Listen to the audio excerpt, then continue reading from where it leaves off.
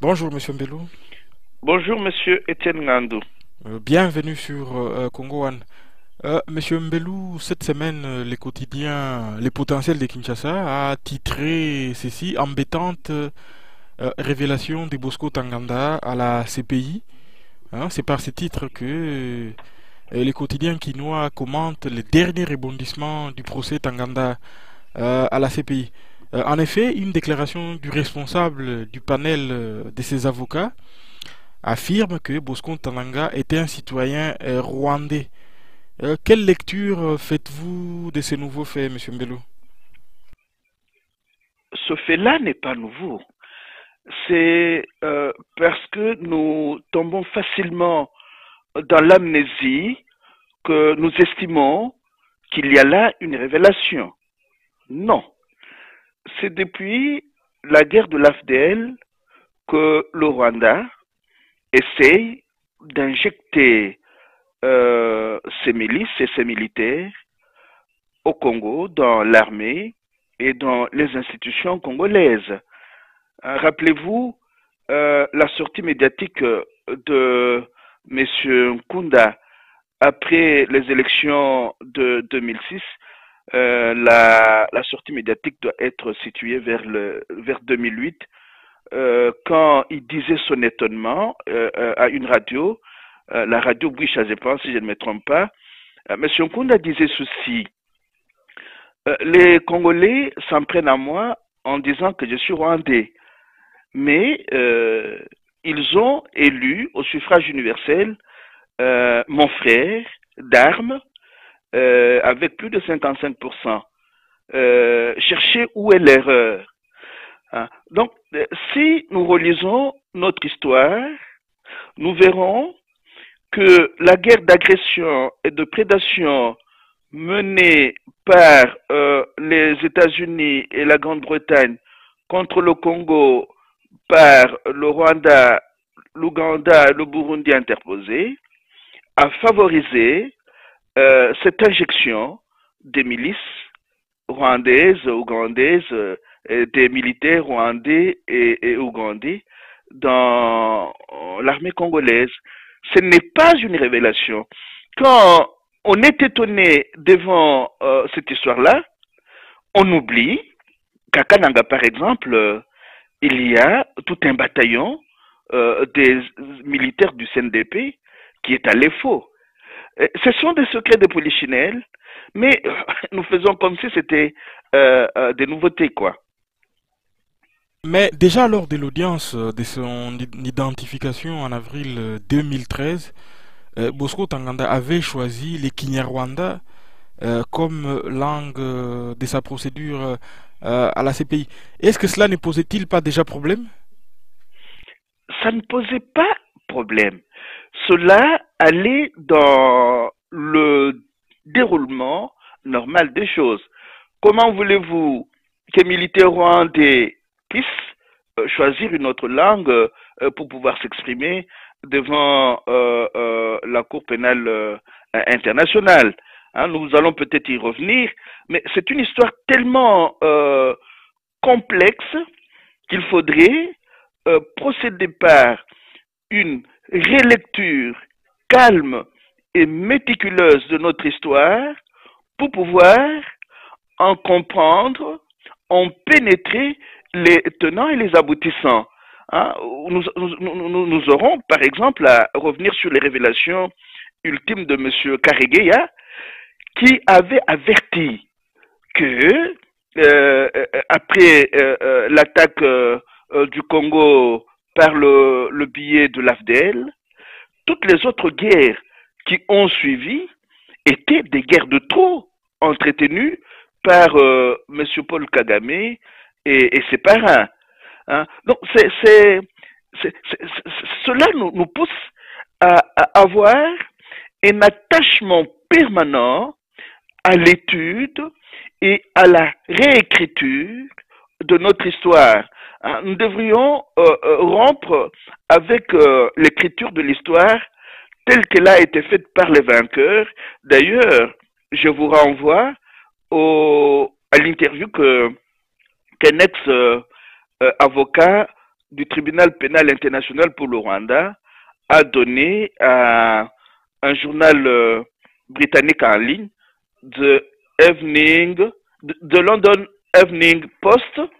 Et quand vous lisez cette interview-là, vous vous rendez compte qu'il y a eu des vérités que l'ONU a cachées, que le département d'État a cachées, mais que M. Peter Erlinder a dû retrouver, et il a publié un livre que nous devrions tous lire. Le livre est intitulé Le génocide accidentel, le génocide rwandais. Peter Erlinder a publié un livre là-dessus, intitulé Le génocide accidentel, un livre qui revient sur les faits tels qu'ils ont été documentés au niveau du département d'État, mais aussi au niveau de l'ONU. Si vous allez sur le site de France Rwanda, vous pouvez aussi retrouver un élément audio de Michael O'Regan, qui fut un expert de l'ONU, qui avait mené ses investigations sur l'implication de M. Kagame dans l'assassinat du président Habyarimana, qui avait envoyé ce qu'il avait trouvé à Louis Arbour, mais ces éléments-là ont été cachés et M.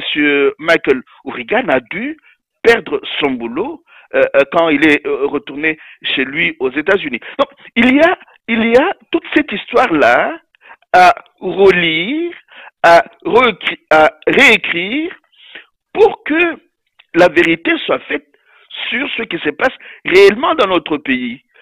Le Congo est engagé depuis les années 90 dans un processus vicié et vicieux, et il ne sera pas avancé tant que toute la lumière ne pourra pas être faite sur ce processus-là, tant qu'une commission justice, vérité et réconciliation digne de ce nom n'aura pas siégé pour que toute la lumière, pour que toute la vérité puisse être faite sur le processus dans lequel le pays est engagé depuis la guerre de l'AFDL jusqu'à ce jour. Très bien, je propose que nous écoutions un élément sur Patrick Karegeya. Hein.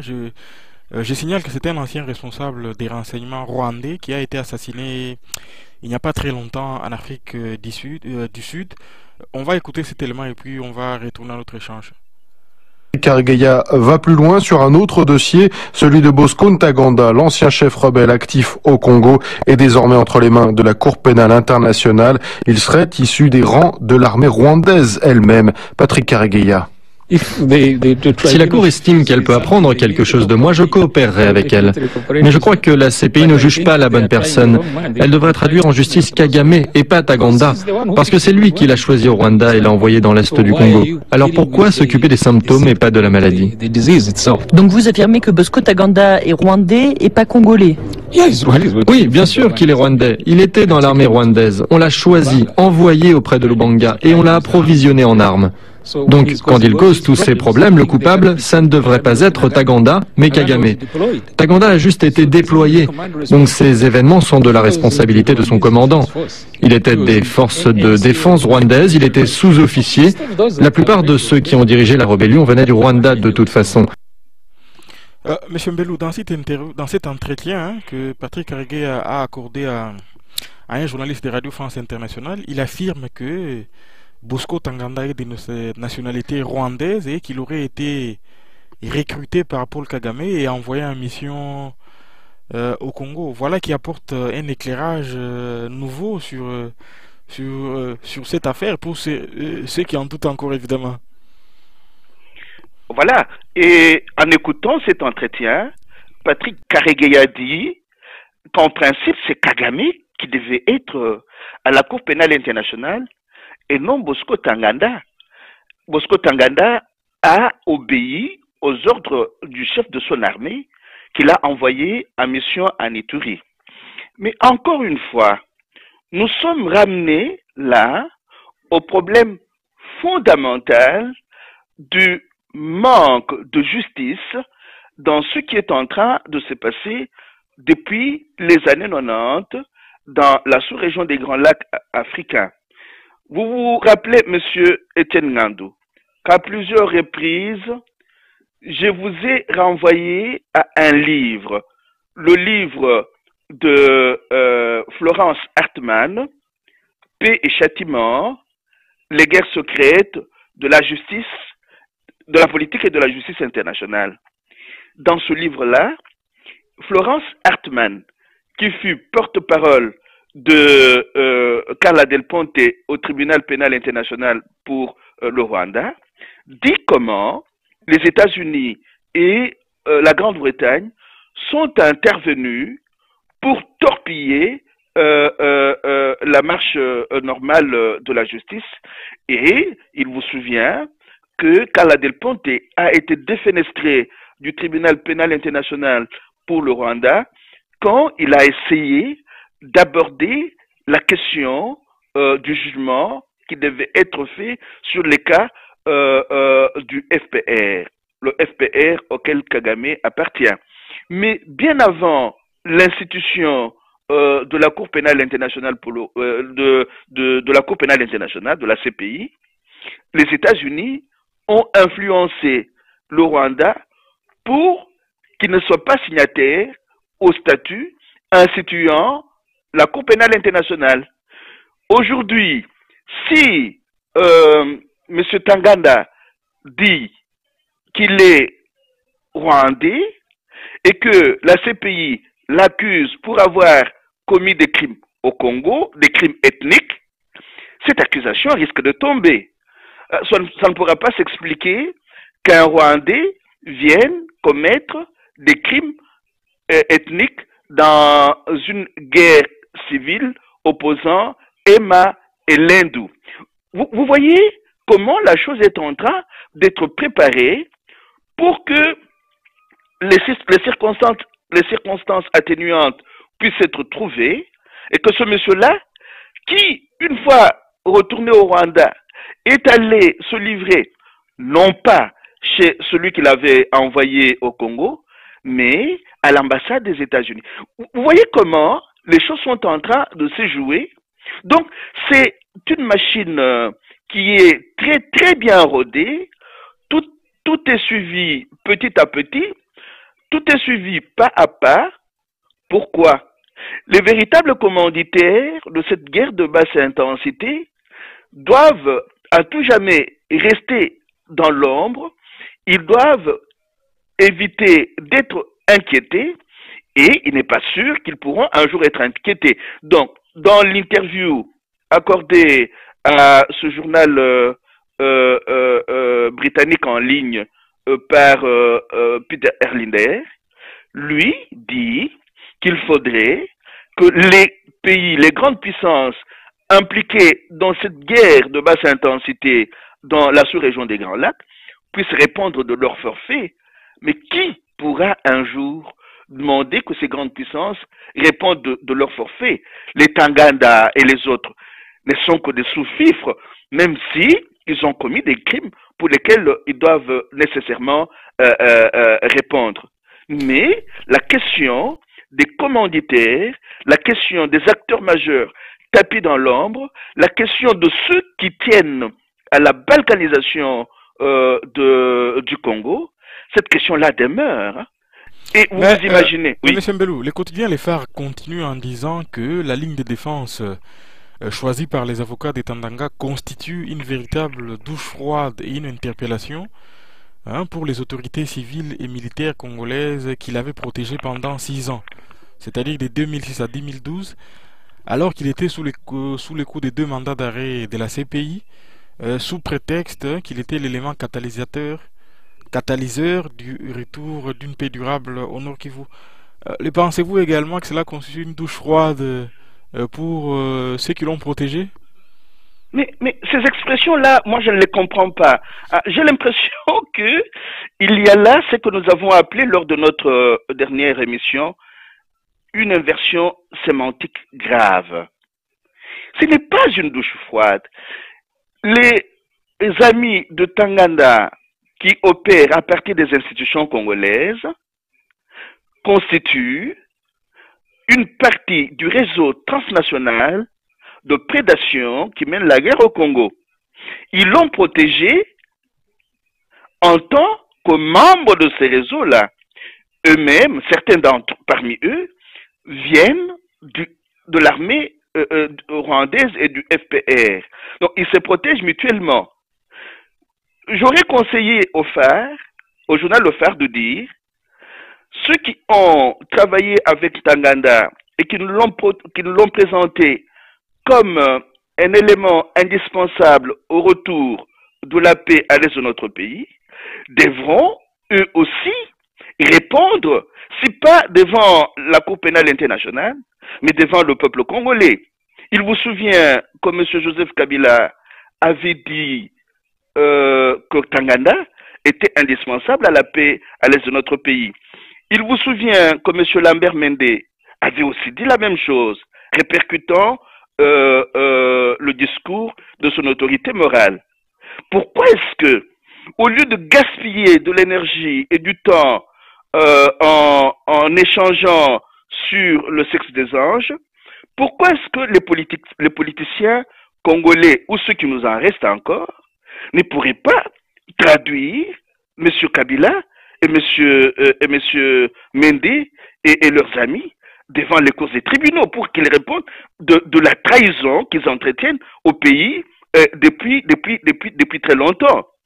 Voilà, nous sommes là placés devant un cas flagrant. Et même quand ils travaillent maintenant à accorder l'amnistie au M23, ils oublient qu'ils ont affaire aux récidivistes qui sont passés de l'AFDL, pour certains, au RCD, du RCD, au CNDP, du CNDP au M23. Mais comme ce sont des gens qui, depuis longtemps, sont habitués à travailler ensemble, ils se couvrent mutuellement.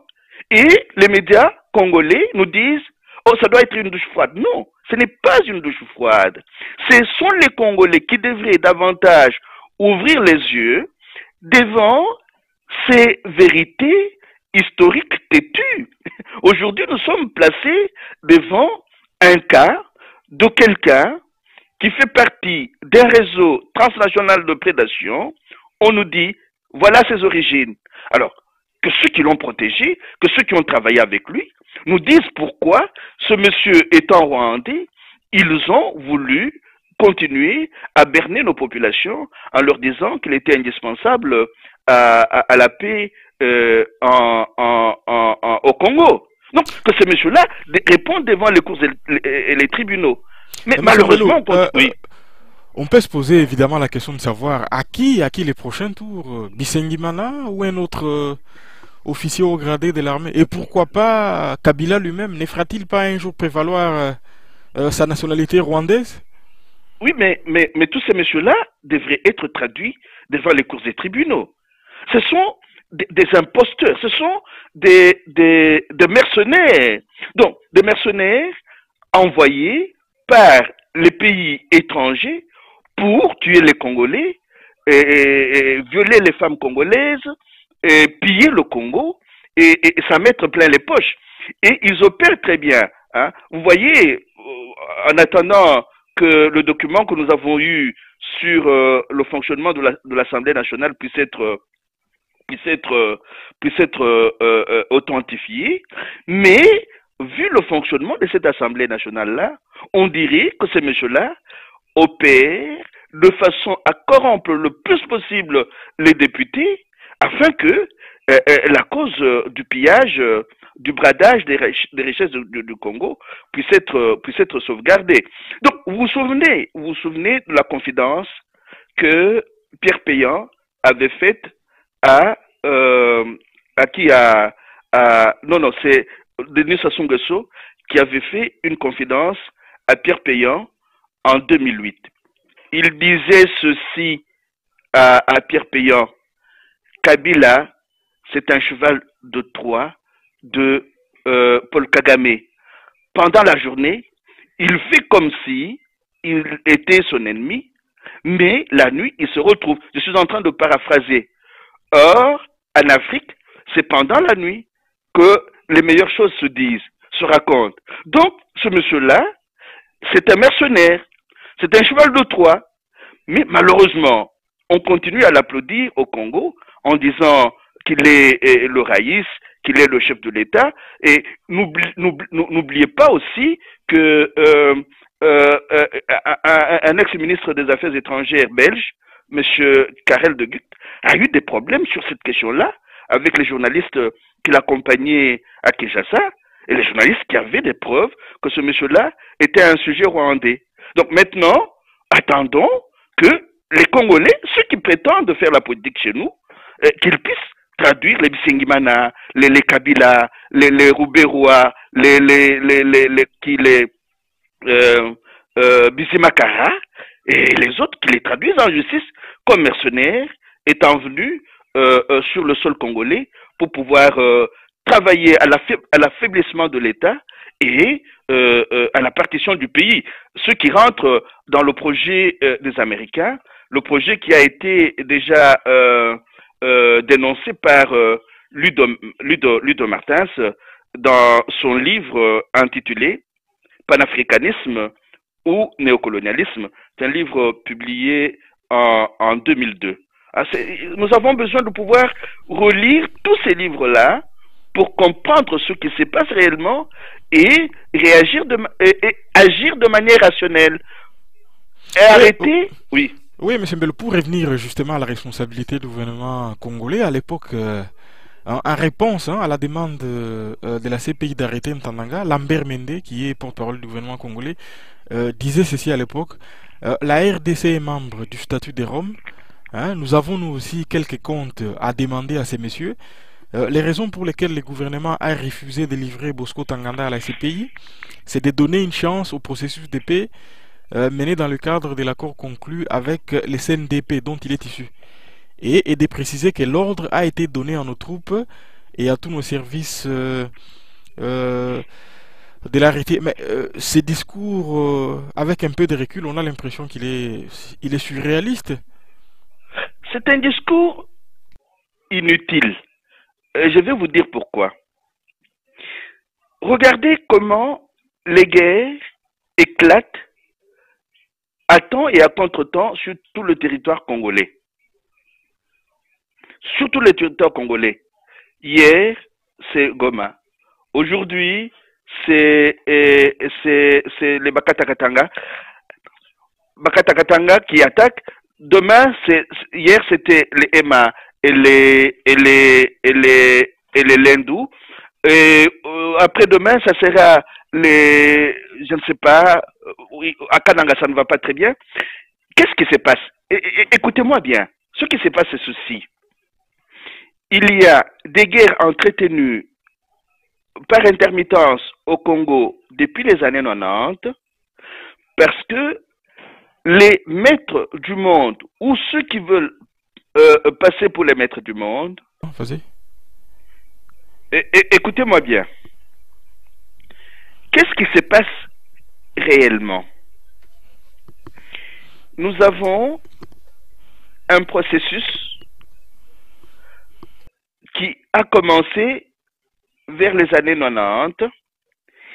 Il y a une guerre de basse intensité déclarée contre le Congo.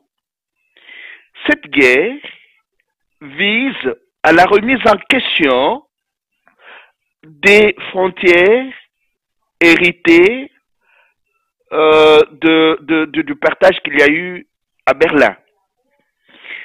Cette guerre voudrait aboutir à la balkanisation du Congo, qu'il y ait des petits États faibles, malléables, manipulables à souhait par les acteurs majeurs qui l'ont orchestré en instrumentalisant le Rwanda et l'Ouganda. Cette instrumentalisation a permis qu'il y ait beaucoup d'infiltrés dans les institutions congolaises.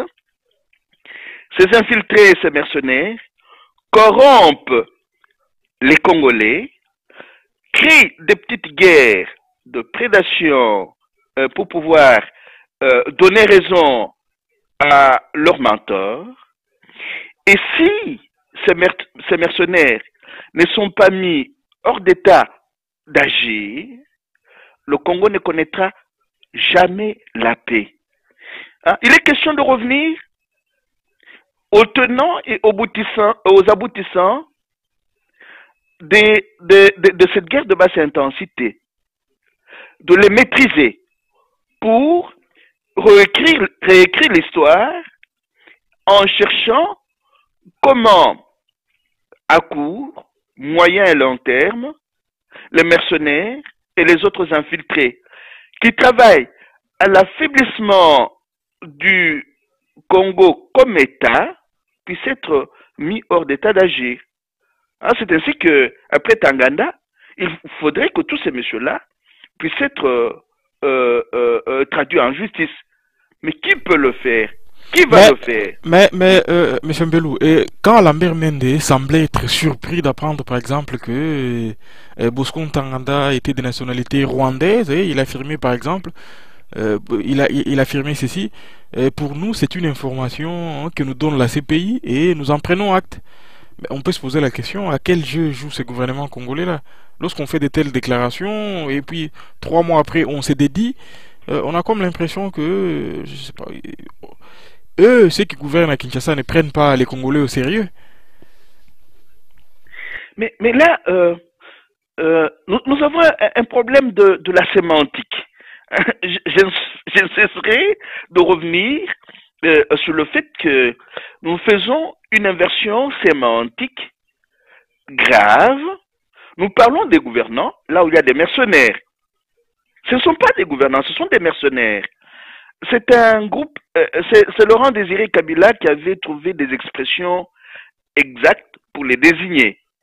Il parlait d'un conglomérat d'aventuriers. Dans les aventuriers, vous avez des infiltrés, vous avez des mercenaires, vous avez des opportunistes, mais nous disons que ce sont des gouvernants. Non, ce ne sont pas des gouvernants. Ce sont des mercenaires. C'est un conglomérat d'aventuriers. Alors, ce conglomérat d'aventuriers tient un discours qui le fasse passer pour un ensemble de gouvernants. Hein? Et pourtant, M. Mende, pour avoir été membre du RCD, pour avoir séjourné au Rwanda, devrait connaître les véritables origines de Bosco Ntaganda. Et il les connaît, mais il fait semblant de les ignorer.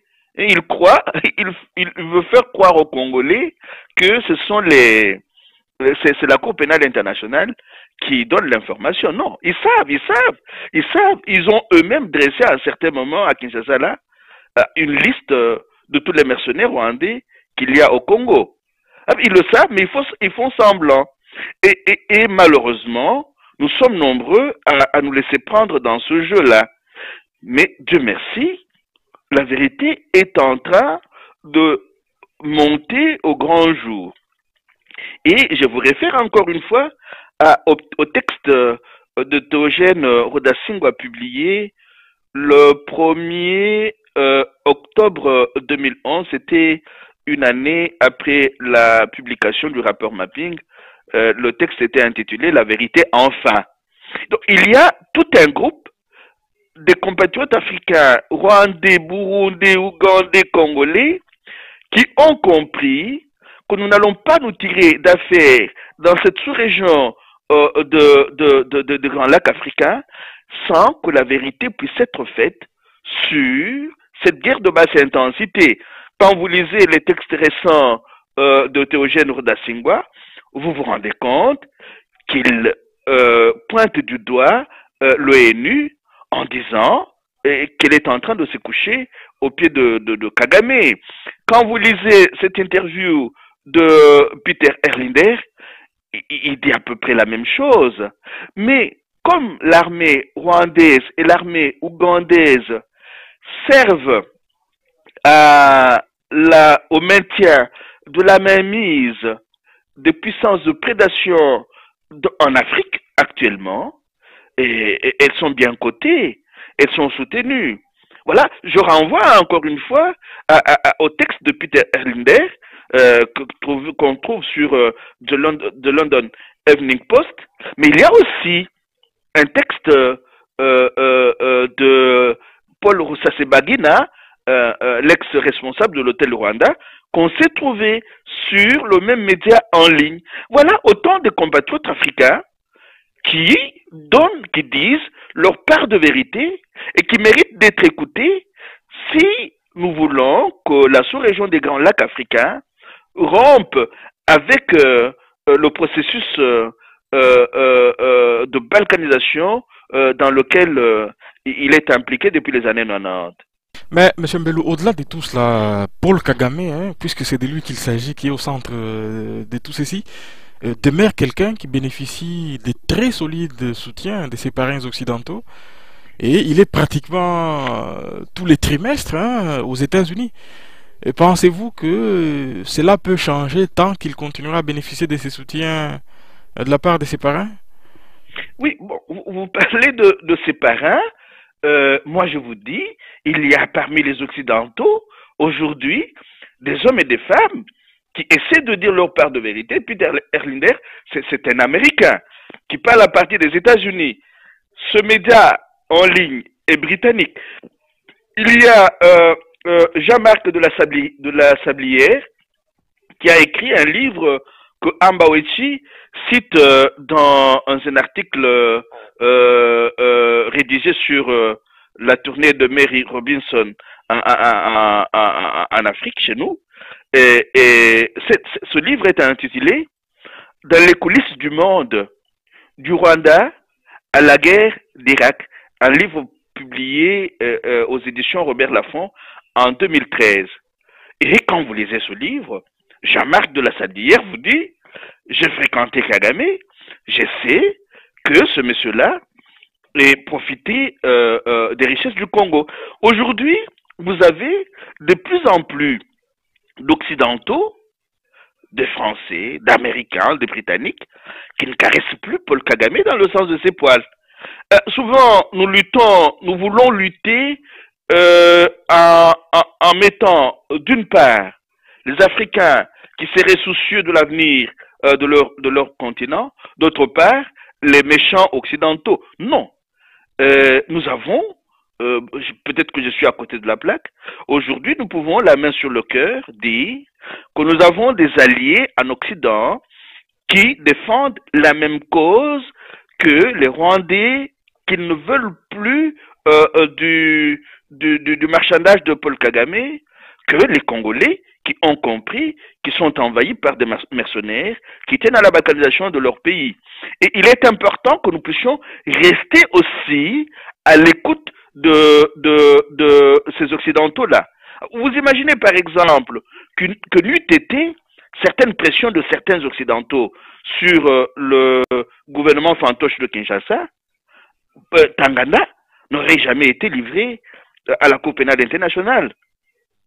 Le procès peut biaiser, mais symboliquement, c'est déjà quelque chose. Nous savons que ce monsieur est allé se présenter là-bas comme un citoyen rwandais. Alors que demain, on ne vienne pas nous dire que tous ces mercenaires qu'on est en train d'amnistier, qui viennent du M23 et qui vont investir notre pays, sont tous des Congolais. Non, vous voyez, c'est comme ça que s'écrit l'histoire. Il y a d'une part les vainqueurs qui écrivent, et d'autre part les amis des vaincus qui essaient de fouiner pour pouvoir dire leur part de vérité.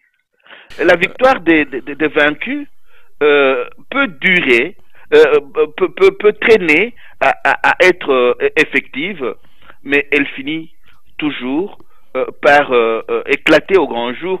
Et là, je m'inscris encore une fois dans ce que Mao disait, de défaite en défaite, jusqu'à la victoire finale. Très bien, on passe à autre chose. En rapport avec ce qu'on peut appeler l'affaire Caméré de ces derniers jours, l'Union européenne a fait une déclaration, et dans cette déclaration, elle affirme ceci.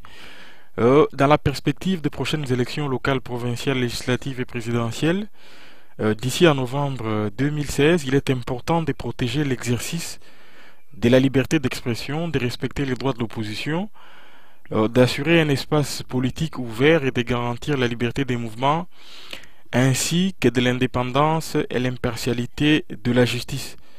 Les partis politiques doivent être à même de jouer les rôles prévus par la Constitution de la République démocratique du Congo. Fin de citation.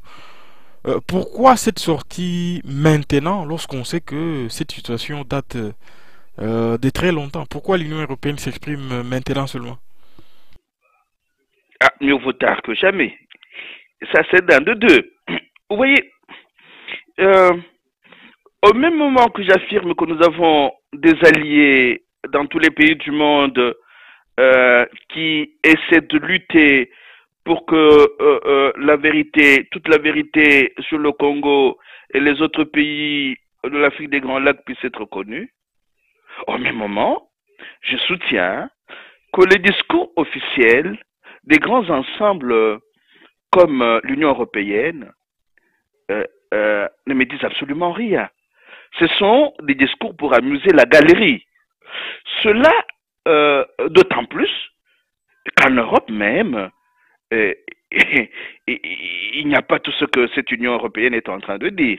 Hein, la fois passée, je vous renvoyais à une conférence d'un membre de l'UPR, Monsieur Chamagne, qui essaye d'analyser sérieusement ce qui se passe en Europe et qui montre que l'Europe est gérée par les oligarchies d'argent. Alors comment voulez-vous qu'une Europe gérée par les oligarchies d'argent? Je vous disais la fois passée qu'en faisant ce travail-là, M. Chamagne rejoignait les journalistes français Christophe Deloire et Christophe Dubois qui ont écrit un livre intitulé Kicus Politicus, un livre qui montre que les pays, plusieurs pays qui font partie de l'Union européenne ont perdu leur souveraineté. Alors moi je me pose toujours des questions bêtes, hein? Comment cette Union européenne qui travaille à la perte de souveraineté de plusieurs pays en son sein irait plaider la cause de l'opposition au Congo? Ce sont des pièges dans lesquels nous devrions nous garder de tomber. Mais regardez ce qui s'est passé. Il a suffi que l'Union européenne fasse cela pour que nous ayons l'impression que la situation s'est un peu décantée. Mais là, nous sommes en train de voguer dans un imaginaire des colonisés, des néocolonisés. Donc ça donne, ça montre la véritable face de notre pays. C'est un pays géré par des néocolonisés qui n'ont des comptes à rendre à leurs parents et pas à nos populations. Combien de fois est-ce que nous avons entendu sur la place publique nos populations s'exprimer sur tout ce qui est en train de se passer maintenant? Il faut que Congo Mikili descende à Kinshasa ou que Jano Kabouya ou un autre compatriote ait des correspondants au fin fond de notre pays pour que nous sachions ce que nos populations pensent. Il suffit que l'Union européenne parle, il suffit que les États-Unis parlent, ça sort directement dans les médias. Il y a quelque chose qui ne va pas. Voilà pourquoi l'autre fois, je nous ai invités à pouvoir travailler pour l'avènement d'un imaginaire alternatif.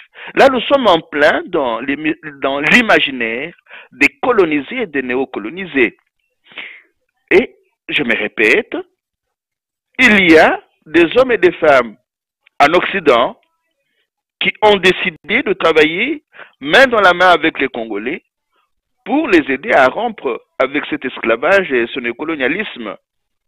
Mais, c'est un point de vue personnel, je ne fais pas trop confiance à ces grands ensembles qui, en leur sein, ne garantissent pas beaucoup la souveraineté des États et qui trouvent qu'ils ont des leçons de démocratie, de gestion de l'opposition à donner aux autres pays. Je dis non, non.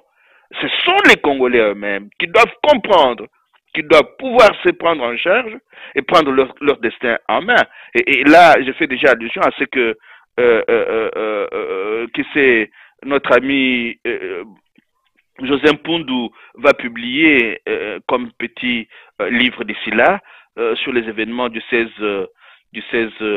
février 1992. Il va publier une petite brochure dans laquelle il invite le peuple congolais à pouvoir se prendre en charge.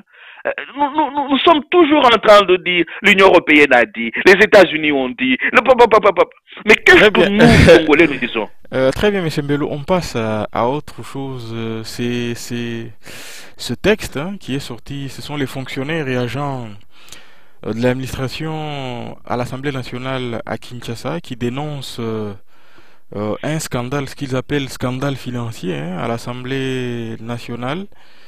Et ils disent que il s'agit d'un scandale indescriptible qui stigmatise les vols systématiques opérés par la majorité présidentielle. Il s'agit ici des montants qui sont assez élevés. Bon, on a comme l'impression que ce qui a été dénoncé il y a plus de 20 ans à la conférence nationale, voilà, les systèmes se perpétuent. Mobutu est peut-être parti, mais il continue à exister encore dans chacun de nous. Oui, je salue en passant le docteur Bongani qui nous a fait parvenir ce texte-là. J'estime que qu'il doit pouvoir avoir des amis sûrs qui le lui ont fait parvenir. Mais cela ne peut étonner que des naïfs. Le Congo est fondé sur la corruption, le mensonge, le vol, le bradage du patrimoine commun. Et quand on nous dit qu'on a détourné autant d'argent à l'Assemblée nationale, si nous nous scandalisons, c'est que nous ne comprenons pas comment ce pays-là fonctionne. Il faut que ces gens-là puissent être corrompus afin qu'ils votent des lois contre leur propre pays. Là, il faut les voir. Hein, quand vous voyez ces gens-là à travers les médias, vous ne pouvez pas croire qu'ils vivent au Congo. Toujours chiquement habillés. Ils ne doivent pas être sales, c'est certain. Mais avec des salaires faramineux, malheureusement, en dehors de ces salaires, ils détournent des sommes faramineuses d'argent et ils se construisent. Il y en a parmi eux là qui ont 100 maisons. Vous imaginez un Congolais qui a 100 maisons et qui en distribue à gauche, à droite. Donc, voilà pourquoi l'autre fois je vous disais que sans une rupture sérieuse, ce pays-là ne pourra pas aller de l'avant. Mais ceux qui orchestrent la mort du Congo aiment cela. Donc vous avez des gens qui se pavanent parce qu'ils ils ont 3-4 voitures, 10-15 maisons, mais dans l'entretemps, ils vendent leur pays. Hein? Ils vendent leur pays. Alors, même si nous parlons d'un réseau transnational de prédation, mais notre part, la part de nos frères et sœurs, elle est aussi importante. Hein? Comme ceux qui opèrent de l'extérieur savent que nous sommes faibles, que nous sommes corruptibles, que nous savons voler l'argent de notre propre pays, ils en profitent. Hein? Une maison qui est divisée contre elle-même, qui travaille contre elle-même, elle est vouée à sa perte. Voilà pourquoi, si nous ne rompons pas avec ce genre d'hommes et de femmes, le Congo ne sortira jamais du bourbier. Il faudrait que nous ayons nos Chavez, que nous ayons nos Poutine, que nous ayons nos Evo Morales. Et cela se prépare. Et les Congolais doivent pouvoir y travailler. Nous n'avons rien à attendre de ces mercenaires qui vendent notre pays à vil prix. Pour finir, un mot sur Diom Mindonga, là, dont les procès a une fois de plus été renvoyés et ses avocats ont été aussi surpris par la déclaration du premier président de la Cour qui avait repoussé les procès en fin de journée, affirmant que il y a un prétexte d'égarement du dossier. Finalement, on a comme l'impression que c'est plus politique, hein, on les savait déjà, mais voilà, hein, c'est pénible à dire, mais Diomi, ce n'est pas demain que ses amis vont finir avec le pouvoir de Kinshasa. Vous dites que c'est plus politique. Ce n'est même pas politique. Il n'y a pas de la politique là. Il y a de la mafia. Il n'y a pas. C'est encore une fois la question de l'inversion sémantique. Il n'y a pas de politique là. Les Diomi, les Koutino, quel est leur péché? Leur malheur, c'est d'être comptés parmi les dignes fils du pays et d'avoir la capacité de dire le Congo c'est notre pays, nous devons le sauver. Hein? Aujourd'hui on parle encore de sauver le Congo, mais c'est Koutino qui fait partie des premières personnes à avoir lancé ce cri-là. Sauvons le Congo.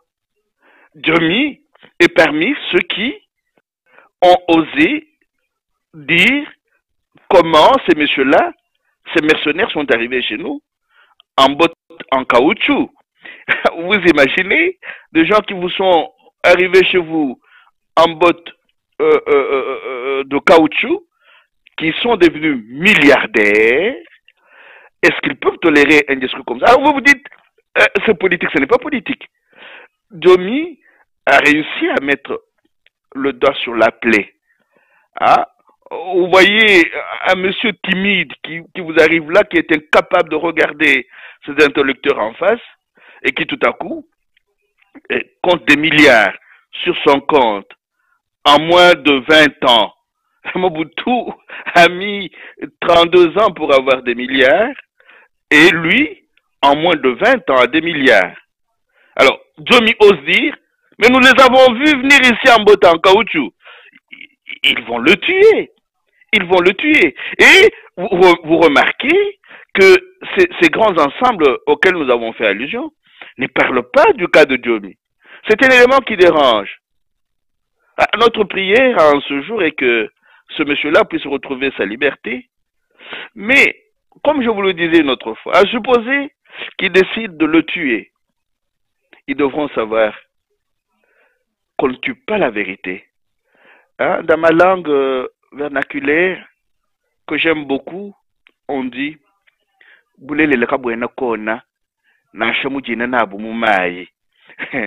on ne tue jamais la vérité. Et Fidel Castro dit on ne tue pas les idées. Voilà. Donc les idées que ces messieurs-là ont soutenues vont leur survivre. Hein? Et là, je suis plus que convaincu. Et la vérité finira par triompher. Très bien, merci beaucoup Monsieur Mbelou et à la semaine prochaine. Merci bien Monsieur Etienne Ngandou et à la semaine prochaine.